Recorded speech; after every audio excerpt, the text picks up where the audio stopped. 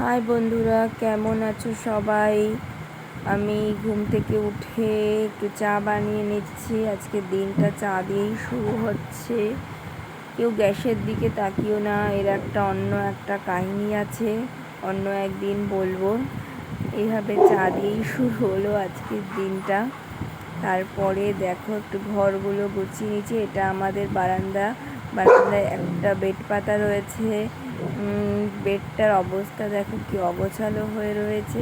তারপরে পরিষ্কার করার পরে কতটা সুন্দর লাগছে, তো পরিষ্কার করে নিলাম সুন্দরভাবে। তারপরে কুশনগুলো দিয়ে সুন্দরভাবে সাজিয়ে দিলাম, আর রক্সিও নিচে বসে বসে সেটাই দেখছে।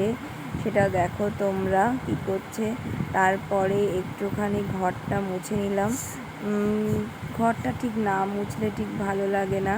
কোনো দিন আমি মুছি, কোনো দিন দিদিভাই মুছে দেয়, এভাবেই হচ্ছে গিয়ে চলে যায়। যেদিন যে সময় পায় সেই দাঁড়িয়ে ঘরটা মুছে দেয়। ঘরটা না মুছলে ভালো লাগে না। এটা আমাদের প্রতিদিনের একটা কাজ, না হলে ভালো। এই রক্সিকে দেখো কি করছে, ও পারলে হচ্ছে কি ওই মুছে দেয় আর কি। ও ঠিক আমি যখন ঘর মুছবো পেছন পেছন ঘুরে বেড়াবে।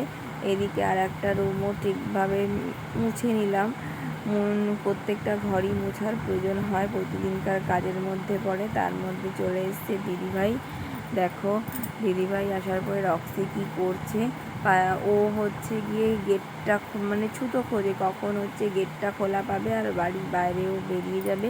কিন্তু আমি ওকে বেশি বেরোতে দেই না, কেননা বেরোলেই হচ্ছে গিয়ে আমাদের অন্য হন্তুগুলো বাড়ির বাইরে ঘুরে বেড়ায়, ওই কারণে ভয়ে দেই না। আর এইদিকে আজকে আমার মেয়েকে স্নান করাচ্ছে ওর বাবা আর ওর পিসি, দুজনে মিলে স্নান করাচ্ছে। আর দেখো আমার মেয়ে কতটা উপভোগ করছে স্নানটাকে। একবার বাবাকে দেখছে, একবার ওর পিসিকে দেখছে, সুন্দর করে স্নান করিয়ে দিচ্ছে দেখো দুজনে মিলে। ওরা ছোটো বাচ্চা তো একা একা স্নান করানো খুবই অসুবিধা। ওরা দুজনে মিলে খুব সুন্দরভাবে স্নান করিয়েছে, আর মেয়েও খুব সুন্দর উপভোগ করছে এটাকে, স্নানটাকে দেখো।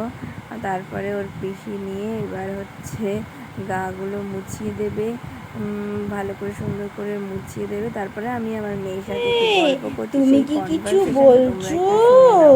আমার মেয়ে কিভাবে আমার সাথে কথা আমার মা বলছে আমার দেখো, সাথে গল্প মানে করছে তো। পুরো ও যে বুঝতে পারছে আমার কথাগুলো, সেটা তোমরা লক্ষ্য করো। হ্যাঁ, কি গল্প করছো তুমি মা মায়ের রীতিমতো সাথে? আমার সাথে কথা বলছে।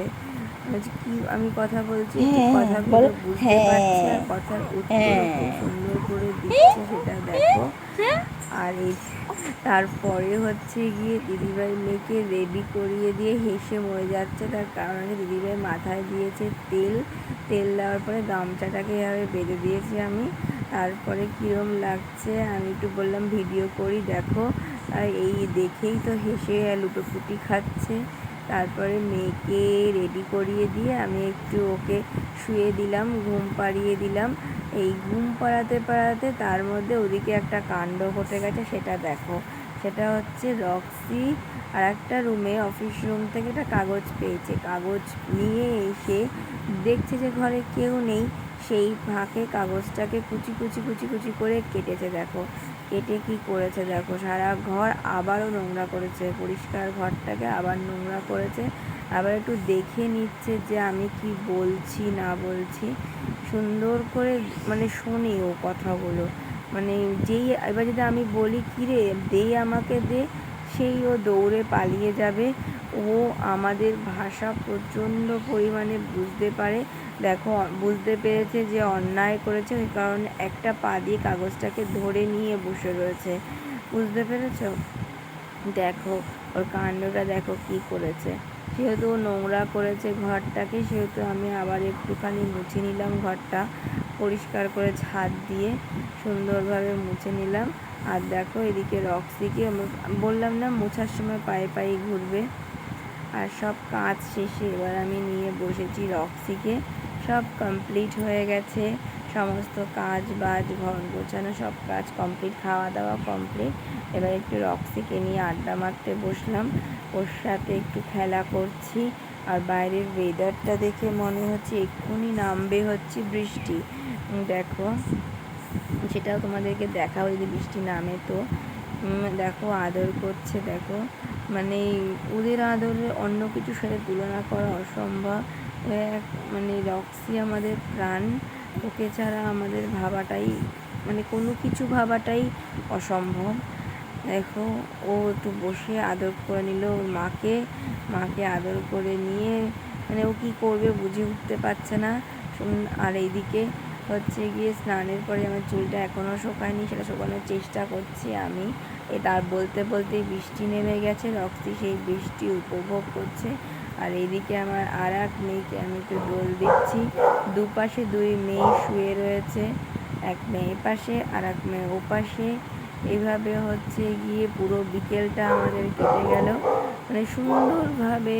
বাইরের পরিবেশ দেখতে ওর বাবা অফিস গেছে, অফিস থেকে এখনও ফেরেনি। বলতে বলতেই হলো গিয়ে চলে আসবে একটু কিছুক্ষণের মধ্যে।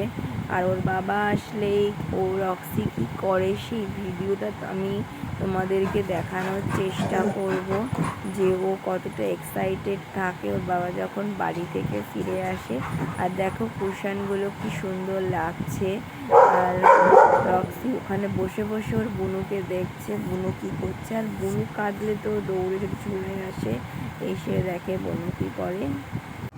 বলতে বলতেই দেখো ওর বাবা চলে এসছে, বাবা অফিস থেকে চলে এসছে। আর রক্সি সেটা খুব অনেকটা দূর থেকেই বুঝতে পারে যখন ওর বাবার বাইকের আওয়াজটা পায়।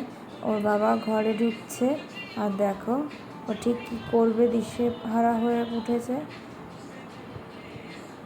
ও মানে খুবই এক্সাইটেড থাকে আর কত জোরে জোরে লাফ দেগে দেখো।